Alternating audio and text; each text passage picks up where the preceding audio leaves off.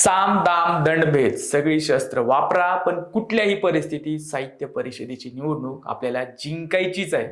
भाजपच्या एका बड्या नेत्यानं असं फरमान सोडलं आणि त्याचप्रमाणे संघ परिवारातले संस्था, भाजपचे पदाधिकारी, कार्यकर्ते, साहित्याशी संबंधित व्यक्ती सगळे कामाला लागले आणि अशक्य वाटणारा विजय अखेर प्रत्यक्षात आला. संघ भाजप पुरस्कृत साहित्य संवर्धन पॅनलनं बाजी मारली. तर मिलिंद जोशी यांच्या नेतृत्वाखाली 10 वर्षे सत्तेवर असलेल्या मजबूत पॅनेल पराभूत झालं. हे सगळं कसं घडलं, या मागची नेमकी कारण काय, भाजपचा तो नेता कोण, साहित्य संस्थावर ताबा मिळवण्यामागचा भाजपचा हेतू काय, या सगळ्या गोष्टींचा आढावा घेऊया साहित्य विषयक भागातून. नमस्कार, मी श्रीहरी आणि आपण बघताय बोलबिंदास. महाराष्ट्र साहित्य परिषद ही साहित्य संस्थांची आद्य संस्था. या संस्थेच्या निवडणुकीकडे संपूर्ण महाराष्ट्राचं लक्ष लागलं होतं. मिलिंद जोशी यांच्या नेतृत्वाखालील उत्कर्ष परिवर्तन पॅनल आणि योगेश सोमन यांच्या नेतृत्वाखालील साहित्य संवर्धन पॅनल यांच्यात थेट लढत होती. या निवडणुकीत परिवर्तन पॅनल सहज निवडून येईल असं सुरुवातीचं चित्र होतं. मात्र संघ आणि भाजपने अशी ताकद लावली की जोशी यांच्या उत्कर्ष पॅनलचा अक्षरशः धुव्वा उडवला. वास्तविक मिलिंद जोशी यांनी त्यांच्या सहकाऱ्यांच्या कारभाराबद्दल साहित्य वर्तुळात काहीशी नाराजीची भावना होती. कोरोनाचे कारण देऊन मसापची निवडणूक पुढे ढकलण्यात आली. ते तेव्हा खपून गेलं, पण वातावरण निवळल्यानंतरही 3-4 वर्षे निवडणूक घेण्यात आली नाही. याबद्दल आक्षेप घेण्यात येत होता. जोशी यांच्या काळात मसापचं कार्यालय अत्याधुनिक झालं खरं, पण सातारा वगळता इतर शाखांचे बळकटीकरण झालं नाही, अशी टीका केली गेली. हे सगळे मुद्दे घेऊन साहित्य संवर्धन आघाडीने निवडणूक लढवली. योगेश सोमन यांचा पॅनल फार मजबूत होता अशातला भाग नाही, पण संघाशी संबंधित संस्कार, भारती सारख्या संस्था, भाजप परिवारातला इतर घटक पदाधिकारी, कार्यकर्ते अशा सगळ्यांनी जोरदार ताकद लावली.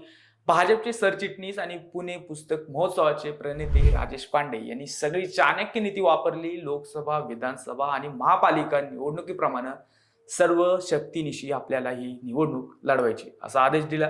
त्यांनी कार्यकर्ते दिले, त्यासाठी सर्व प्रकारची रसद पुरवली गेली. नगरसेवक, पदाधिकाऱ्यांकडून फोनाफोनीही करवली गेली.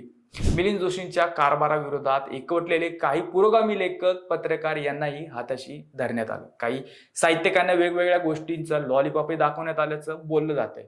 अखेर हे सगळं फळाला आलं आणि भाजपचं साहित्य संवर्धन पॅनल दणदणीत मतं मिळून विजयी झाला.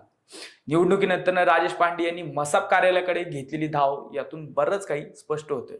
तिकडे विदर्भ साहित्य संघातही नितीन गडकरी यांनी पडद्या आडून मदत केल्याचं बोललं जातं. विदर्भ साहित्य संघातही परिवर्तन झालं असून गिरीश गांधी हे निवडून आले. सध्या गल्लीपासून दिल्लीपर्यंत सर्व निवडणुका भाजपने जिंकल्या आहेत.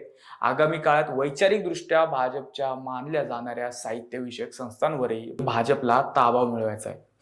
मुंबई साहित्य संघाची निवडणूक भाजपच्या मंगलप्रभात, लोढा वगैरे मंडळींना जिंकता आली नव्हती, पण महाराष्ट्र साहित्य परिषद आणि विदर्भ साहित्य संघाची निवडणूक भाजपने जिंकून दाखवली.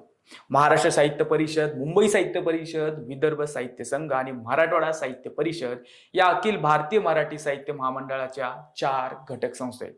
या संस्थांची शिखर संस्था असावी म्हणून महामंडळ तयार झालं. महामंडळाचे कार्यालय 3 वर्षांसाठी फिरते असते. या काळातील साहित्य संमेलनाच्या आयोजनाचा मान संबंधित घटक संस्थेला मिळतो. सध्या महामंडळाचे कार्यालय पुण्यातील महाराष्ट्र साहित्य परिषदेकडे. 99वे साहित्य संमेलन नुकतेच सातारा येथे झालं. आगामी 100वे संमेलन पुण्यातच होईल.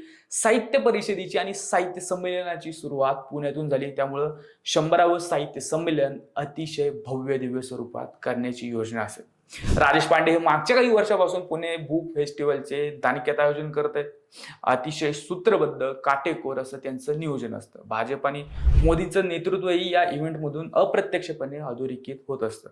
या पार्श्वभूमीवर पुण्यातल्या 100व्या साहित्य संमेलनही एखाद्या मोठ्या इव्हेंट सारखं घेतलं जाणार हे मात्र नक्की. या 100व्या ऐतिहासिक संमेलनाचं उद्घाटन पंतप्रधान नरेंद्र मोदी यांच्या हस्ते केले जाण्याची योजना आहे. त्या दृष्टीनं आतापासून नियोजनाला सुरुवात करण्यात आल्याचं बोललं जातं. महाराष्ट्र साहित्य परिषद ही महाराष्ट्राच्या सांस्कृतिक साहित्य क्षेत्रातली प्रमुख संस्था आहे. तर साहित्य संमेलन हा मराठी भाषेचा सांस्कृतिक गाभा म्हणून ओळखला जातो. राजेश पांडे यांनी या सगळ्यावर ताबा मिळून मोठी मजल मारली असं म्हणता येईल. भविष्यात वैचारिक क्षेत्र देखील भाजपच्या ताब्यात जाण्याची ही नांदी असल्याचं मानलं जातं.